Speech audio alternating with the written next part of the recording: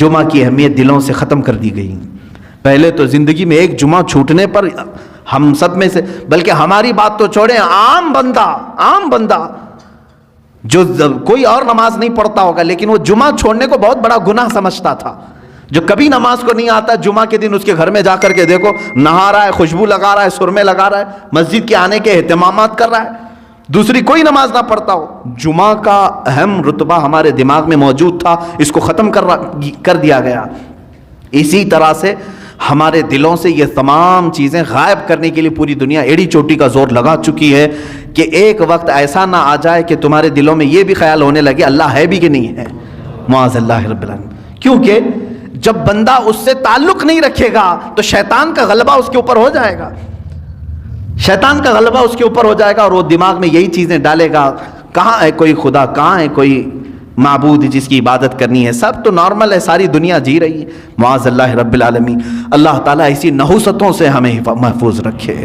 اے رب ذوالجلال، زندگی میں کبھی وہ وقت آنے نہ پائے جس وقت ہم تجھ سے غافل ہو جائیں۔ مولا ہم سب کو ہمیشہ تیرے ذکر میں اور تیری یاد میں مشغول رکھ۔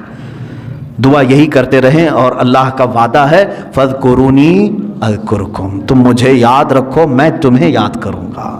اور اللہ کا وعدہ سچا ہے، جس نے اسے ذکر کے ذریعے آج یاد کیا، مولا تعالیٰ اس وقت تمہیں یاد کرے گا جب دنیا تمہیں بھول چکی ہوگی۔ دنیا بھول چکی ہوگی لیکن مولا نہیں فراموش کرتا، وہ یاد کرے گا۔ اور اس کی تفسیر میں آپ جا کر کے دیکھیں گے اس آیت کی، اللہ کیسے یاد کرتا ہے بندے کو، اللہ کیسے یاد کرتا ہے؟ تو فرمایا مفسرین نے، تم یہاں مجمع میں اس کو یاد کرو گے انسانوں کے، رب تبارک و تعالیٰ فرشتوں کی جماعت میں تمہارا ذکر کر رہا ہوگا، تمہارا نام فرشتوں کی جماعت میں اللہ بیان کرے گا، یہی اس کا یاد کرنا ہے۔ اور تم دنیا میں اگر مسجد میں اللہ کو یاد کر رہے ہوں گے، اللہ اس کے بدلے میں تمہیں جنت میں یاد کرے گا۔ رب تبارک و تعالیٰ تمہارے نام کا اعلان جنت میں فرمائے گا، اس کا یاد کرنا یہ بہت کمال کا ہے۔ اسی لیے دنیا میں یاد اگر کرو، ذکر اگر کسی کا کرو تو کس کا؟